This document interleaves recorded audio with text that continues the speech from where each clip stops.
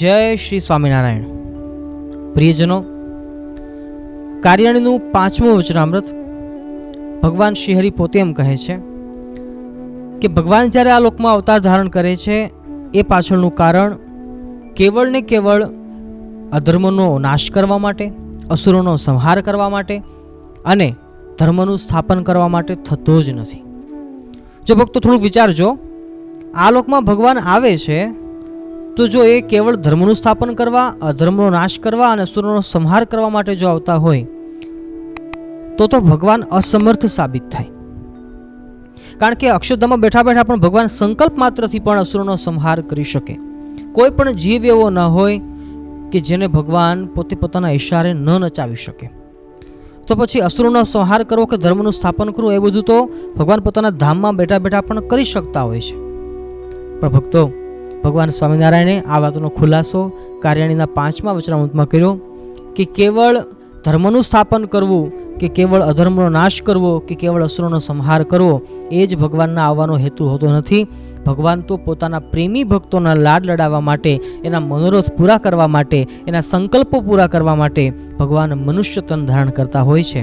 અને ભક્તો, ભગવાન મનુષ્ય તન ધારણ કરી અને એવી એવી લીલાઓ કરે છે કે જેના માધ્યમથી જીવને ભગવાનમાં હેત થતું હોય છે. તો ભક્તો, ભગવાને અનંત ચરિત્રો કર્યા છે, અનંત લીલાઓ કરી છે. પ્રથમ પ્રકરણનું 38મું વચનામૃત ભગવાનની કદાચ એક દિવસની લીલા જો સમરવા માટે બેસીએ તો પણ વર્ષોના વર્ષો જતા રહે તો પણ ખબર ના પડે. ભક્તો, એવી જ રીતે આપણા ભગવાન સ્વામિનારાયણ આ લોકમાં આવ્યા. ઘણી એવી લીલાઓ છે કે જે આપણે કલ્પના પણ ના કરી શકીએ અને કદાચ આપણને અમુક વાતોની ખબર પણ ના હોય. ભક્તો, એવી જ એક વાત છે, એવું જ એક ચરિત્ર છે, એવો જ એક દિવ્ય પ્રસંગ છે કે જે મારે હમણાં જ વાંચવામાં આવ્યો. મને એમ થયું કે લાવો તમામ હરિભક્તોને આ વાતથી વાકેફ કરીએ કે ભગવાન સ્વામિનારાયણે કેવું દિવ્ય ચરિત્ર કરેલું. ભક્તો, પ્રસંગ છે પંચાળા ગામનો. ભગવાન સ્વામિનારાયણ પંચાળાની અંદર જીણાભાઈના આગ્રહને વશ થઈ અને ત્યાં ગયેલા અને ઘણા બધા સંતો જોડે છે, ઘણા બધા કાઠી દરબારો જોડે છે અને જીણાભાઈએ ભગવાનનો બહુ આગતા સ્વાગતા કરી અને ખૂબ જ સ્વાગત અભિવાદન કર્યું. અમુક દિવસો પસાર થયા એટલે રાત્રિનો સમય, ભગવાન સભા કરીને બેઠા છે. બરોબર એ વખતે જીણાભાઈના ડેલીની આગળથી રસ્તામાંથી એ વખતમાં ઘોડે ચડતા હોય છે લગ્નની પહેલી રાત્રિએ, જેને ફુલેકું કાઢ્યું એવું કહેવામાં આવતું હોય છે. તો વરાજો છે એ ફુલેકે ચડેલો અને ઢોલ ને ત્રાંસા નગારા બધું વાગે એટલે મહારાજે તરત પૂછ્યું કે આ શેનો અવાજ આવે છે? તો કોઈકે કહ્યું કે મહારાજ, તો ફલાણાનો દીકરો છે ને એ લગ્ન કરવાનો છે એટલે ફુલેકું કાઢેલું છે, 1-2 દિવસ પછી લગ્ન હોય છે. મહારાજ કહ્યું કે એવું કે લગ્ન કરે એટલે એને ફુલેકું કાઢવું પડે? સંતોએ કહ્યું કે હા મહારાજ, કાઢવું પડે. દરબારો કહ્યું કે હા મહારાજ, ફુલેકું તો કાઢવું પડે. મહારાજ કીધું અમારે ફુલેકું કાઢવું. મહારાજ, પણ તમારે ફુલેકું કાઢવું, પણ ફુલેકું કાઢવા પહેલાં છોકરી જોવી પડે. છોકરી જોયા પછી પસંદ આવે, પછી એનું સગપણ કરીએ, સગપણ કરીએ પછી લગ્ન લેવાય, લગ્નની તિથિ તારીખ નક્કી થાય, પછી આપણે ફુલેકું કાઢી શકીએ. અને પણ લગ્નના 1-2 દિવસ અગાઉ જ હોય છે.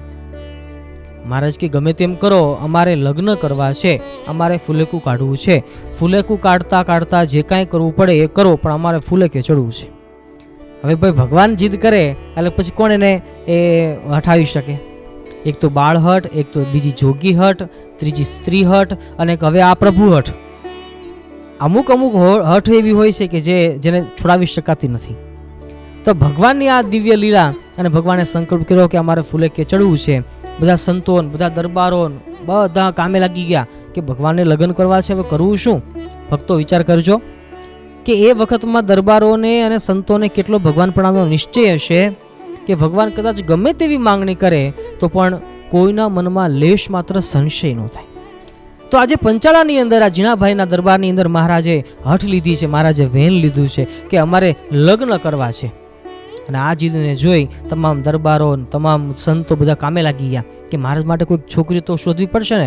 વળી પાછું મહારાજે કહ્યું કે જો સાંભળો, લગ્ન કરવાના છે પણ એવી જેવી તેવી છોકરી લઈ આવશો નહીં, સારામાં સારી છોકરી લાવજો. અમારી ઉંમરની પણ હોવી જોઈએ, અમારે જેટલી હાઈટ હોવી જોઈએ, અમારાથી ઊંચી પણ નહીં, અમારાથી નીચી પણ નહીં, વળી પાછી શરીરે દેખાવડી હોવી જોઈએ. આટલી શરતો મૂકી, હવે છોકરી આવી શોધવી ક્યાં? મયારામ ભટ્ટ કે હું તો પરણ્યો નથી, નહીં તો મારી દીકરી ભગવાને પરણાવી દેશ. પર્વતભાઈ કે હું પરણેલો તો છું, પણ મારી દીકરી નથી, નહીં તો હું એને પરણાવી દેશ. એવી રીતે બધા અલગ અલગ વાતો કરતા હતા અને ઘણા બધી છોકરીઓ જોઈ પણ કોઈ ઠેપ ન આવી. અને પછી સુરાખાચરને લાઈટ થઈ કે આપણા પંચલાના ઝીણાભાઈ છે એની બેન અદીબા છે, એણે વર્ષોથી સંન્યાસ ધારણ કર્યો છે અને સાંખ્યોગ ધારણ કર્યો છે અને ભગવાનને રાજી કરવા માટે જે સાંખ્યોગી થયા છે. તો જો એક તો એ પાછા શરીરે દેખાવડા પણ છે, મહારાજની જેટલી જ ઉંમર છે, અવસ્થા છે, વળી પાછા રૂપાળા છે. જો એ હા પાડે તો આપણું કામ થઈ જાય, સસ્તામાં વાત નિપટી જાય. એટલે ઘટના એવી ઘટી કે બધા ભેળા થઈ, દરબારો બધા, અને અદીબા પાસે પહોંચી ગયા ને બા જય સોમનારાયણ એમ દૂરથી પગે લાગ્યા અને બધી વાત કરી કે માફ કરજો, પણ ભગવાન સ્વામિનારાયણને લગ્ન કરવાનો સંકલ્પ થયો છે અને સારામાં સારી છોકરી ગોતવાની વાત કરે છે. હવે છોકરી બધી જોઈ બહુ, પણ હવે છોકરી મળતી નથી, અને જો મળે તો પછી ભગવાનને ન ગમે એવી હોય તો હવે કરવું શું? અદીબા કે પણ તો હવે મારે શું કરવું? તે દરબારોએ સુરાખાચરે કહ્યું કે અદીબા જો તમે ખોટું ન લગાડો તો વાત કરીએ. તો કે કોને? તો તમે જો ભગવાનને રાજી કરવા માટે જ સંસાર છોડ્યો હોય અને સાંખ્યોગ ધારણ કર્યો હોય તો પછી તમારે ભગવાનને જ પરણવાનું થાય તો તમને વાંધો શું છે? ત્યાં તો અદીબાના ઉરની અંદર આનંદનો આમ ઓજદી વછૂટી કે ઓહો, ભગવાન સાથ જોડે મારે લગ્ન કરવાના? એવા તો મારા પુણ્ય ક્યાંથી, એવા તો મારા સારા કર્મ ક્યાંથી કે ભગવાનની જોડે મારે લગ્ન કરવાનું થાય? અને મેં પણ ભગવાનને રાજી કરવા માટે જ સંસાર છોડ્યો છે, તો ભગવાનને રાજી કરવા માટે સંસાર માંડવો પડે તો મને કાંઈ વાંધો નથી. અદીબા કહ્યું કે મારે તો બધી બાજુથી હા છે, હું તો રાજી છું લગ્ન કરવા માટે શ્રીજી મહારાજ જોડે, પણ મારા ભાઈ ઝીણાભાઈને પૂછી લેજો, ભાઈ તો પાછા હાથો પાડશે ને. દરબારો કે એની ચિંતા ના કરો બેન, એ તમારા ભાઈને અમે સમજાવી દઈશું, એ મારી જવાબદારી, બસ તમે રાજી થયા એટલે અમારું કામ 90% પતી ગયું, 10% બાકી છે. એને બધા માથા ધૂણાતા બધા ઝીણાભાઈની પાસે પહોંચ્યા. દરબારો આવીને ઝીણાભાઈને આમ વીંટળાઈ ગયા આખા. ઝીણાભાઈ કે દરબારો કેમ આવ્યા અચાનક, શું થયું, બોલો બોલો. સુરાખાચર કે બાપુ તકલીફ એવી થઈ છે કે આપણા ભગવાનને પૈણ ઉપડી છે, આપણા ભગવાનને પરણવું છે. ઝીણાભાઈ તો ભગવાન હારા ભગત હતા, એટલે કે ઓહો ભગવાને પરણવું છે, ભગવાને આવી વળી શું લીલા માંડી છે? પણ કંઈ વાંધો નહીં, ભગવાનને પરણવું હોય તો એને ક્યાં કંઈ બાત છે, પરણાવી દઈએ આપણે, ચાલો મહેનત કરીએ. અરે પણ બાપુ વાત એવી છે ને કે પરણવું તો છે, પણ સારામાં સારી છોકરી જોઈએ, દેખાવડી પણ જોઈએ, હાઇટ પણ બરાબર જોઈએ, વળી પાસે સારા કુળની હોવી જોઈએ, બધું શરતો આવી માંડી છે. ઝીણાભાઈ કે વાત તો સાચી છે, પણ હવે કરશું શું? અને એ વખતે દરબારે કહ્યું, સુરાખાચરે કહ્યું કે ઝીણાભાઈ ખોટું ન લગાડો તો વાત કરું. તો કે કોને? કે તમારી બેન છે અદીબા, એની જોડે ભગવાનને પરણાવી દઈએ તો? ઝીણાભાઈ તો આમ વાળું તો લોહી ન નીકળેવા થઈ ગયા, સમસમી ગયા. દરબાર શું બોલો છો તમે? અરે હા, પણ ભગવાનની જોડે લગ્ન કરવા વાંધો શું છે? હવે અદીબાએ સંસાર છોડ્યો છે ભગવાનને રાજી કરવા માટે, હવે ભગવાનને રાજી કરવા માટે પાછા સંસાર માંડી તો તમને શું તકલીફ છે?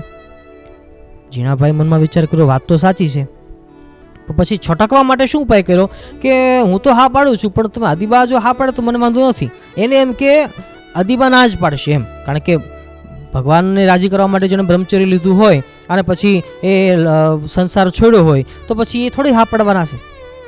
અને એને એમ કહ્યું કે અદીબા જો હા પડે તો મને વાંધો નથી, એમ કહીને છૂટવાની કોશિશ કરી. દરબારો બધા કીધું કે હાલો બોલો સજાનંદ સ્વામી મહારાજની જય.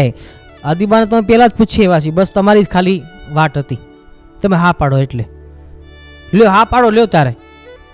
ઝીણાભાઈ તો આમ સમસમી ગયા, બોલે જ નહીં, કંઈ કશું જ નહીં, એકદમ મૌન, હાઈ નો પાડી નાય નો પાડી. દરબારોનું થયું કે આળું ઉપાધિવાળું તો છે, જે ઝીણાભાઈ હા નથી પાડી ત્યાં સુધી આપણે કંઈ કરી ના શકીએ. બધા પાછા ઉદાસ મોઢે મહારાજની પાસે આવીને બેસી ગયા. મારે કેમ દરબારો ઉદાસ થઈ ગયા, શું કર્યું, પછી છોકરી ગોતી કે નહીં? તો વળી કોઈક પાછું બોલ્યું કે મહારાજમાં ઘટના એવી ઘટીને તે બધી છોકરીઓ જોતા જોતા અમને અદીબા છે એ ઠેપ પડ્યા, એમ લાગ્યું કે અદીબા છે એ તમારી જોડે પરણે એવા સક્ષમ છે, એ રૂપિયા કરીને પણ સારા છે, ઉંમર અવસ્થા પણ તમારા જેટલું જ છે, તમારા જેટલી જ હાઇટ છે, બધું જ પરફેક્ટ છે. તો મહારાજ કે તો પછી વાંધો શું છે? તો અદીબા જો હા પાડતો તો વાંધો નથી કાંઈ અમને. અરે પણ મહારાજ વાત એવી છે ને કે ઝીણાભાઈ છે ને એ ના પાડે છે, બેન તો હા પાડે છે પણ એનો ભાઈ છે એ ના પાડે છે. મહારાજ કે આપણે થોડા કાંઈ ભાઈ જોડે લગ્ન કરવા છે, આપણે તો એની બેન જોડે લગ્ન કરવા છે ને, કરી લઈએ લગ્ન. અદીબા હા પાડે છે ને, તો કે હા, તો કે બસ તો ચિંતા નહીં કરતા, ઝીણાભાઈને હું સમજાવી દઈશ. પણ આપણે જ ફૂલે કે ચડવાનું થાય છે. મૂળ વાત હતી આ ફૂલેકાની. એટલે પછી ઘટના આવી ઘટી ભક્તો કે મહારાજ છે જે અદીબાને મહારાજે કહ્યું દરબારોને કે દરબારો જાઓ, અદીબાને તમે અહીંયા લેતા આવો, મારે અદીબાને પહેલાં જોવા છે, મને બરોબર લાગે તું હા પાડીશ, નહીંતર નહીં. તે બધા દરબારો બધા ગયા અને મારા અદીબાને કહ્યું કે અદીબા થોડાક સારા કપડાં પહેરી લો અને થોડા ઘરના બરના બધું પહેરજો અને તમે આવો, મહારાજને તમને જોવા છે. સારું, કંઈ વાંધો નહીં. થોડીક વાર થઈને અદીબા તો સોળે શણગાર ધારણ કરીને આવ્યા અને મહારાજની થોડાક નજીક આમ લઈને નજીક લાવ્યા અને મહારાજે જે આમ નજર કરી, 4 આંખો ભેગી થઈ ત્યાં તો મહારાજ માંડ્યા રાડો પાડવા. એ આ વિષ્ટાનો ઢગલો અહીંયા ક્યાંથી લાવ્યા? એ લઈ જાવ ને, મને ઉલટીઓ શરૂ થશે, એ નકરી દુર્ગંધ આવે છે, આવી દુર્ગંધથી ભરેલો આ વિષ્ટાનો ઢગલો અહીંયા ક્યાંથી આવ્યો? અને બધા ગભરાઈ ગયા, આ શું થયું? ત્યાં તો મહારાજે ઉલટીઓ શરૂ કરી. અને બધાને લાગ્યું વાત સાચી છે, મહારાજ તો હકીકતમાં મહારાજને ઉલટીઓ થવા માંડી છે, મહારાજને ખરેખરી સુગ છે. અને એમ જ્યાં નક્કી કર્યું પછી તો અદીબાને પાછા લઈ ગયા અને ભક્તો મહારાજને ઉલટીઓ બંધ થાય જ નહીં, ગમે તે ખવડાવો એ પાછું ઉલટી કરીને કાઢી નાખે. કેટલા વૈદ્યો બોલાવ્યા, ડૉક્ટરો બોલાવ્યા, ઓલી પરણવાની લીલા હવે છોડી દીધી મહારાજે. હવે એ બધું છોડી મહારાજે આ નવી લીલા શરૂ કરી. ગમે તેવો ડૉક્ટર કે વૈદ્ય આવે, ગમે તેવી દવા કરે, પણ દવા કોઈ અસર જ ના કરે.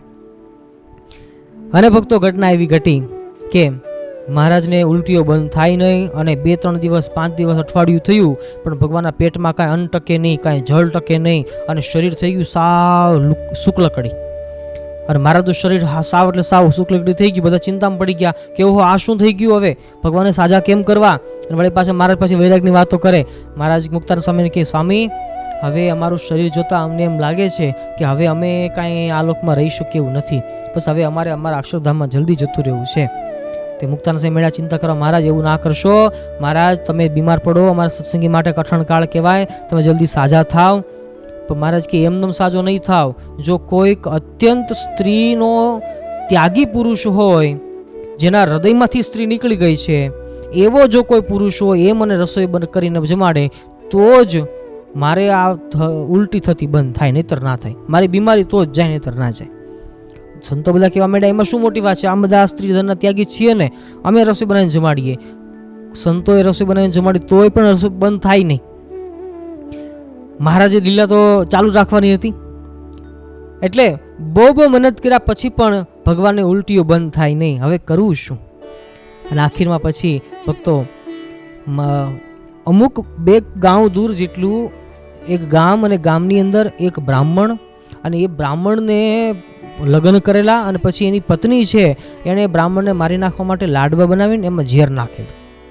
પણ હવે ઘટના એવી ઘટી ને કુદરતની ઈચ્છા હતી એટલે આ બ્રાહ્મણને ખબર પડી ગઈ અને લાડવો ખાધો ને થોડુંક વાંસ આવી, તરત કાઢી નાખ્યું, ઉલટી કરીને બધું કાઢી નાખ્યું એટલે બચી ગયો. પણ બચી ગયો એટલે પછી એને સ્ત્રીનો એટલો અભાવ આવ્યો કે એની સ્ત્રીને પણ એના ઘરે મોકલી દીધી અને નિયમ લીધો કે આજીવન મારે પરણવું જ નથી, સ્ત્રી કરવી જ નથી. એટલું જ નહીં, સ્ત્રી જાતિ માત્રનો એટલો અભાવ આવ્યો કે જો કોઈ એમ કહે કે ભાઈ આ લીમડી છે એની નીચે બેસો આરામ કરો, તો કે ના લીમડી નીચે ન બેસો.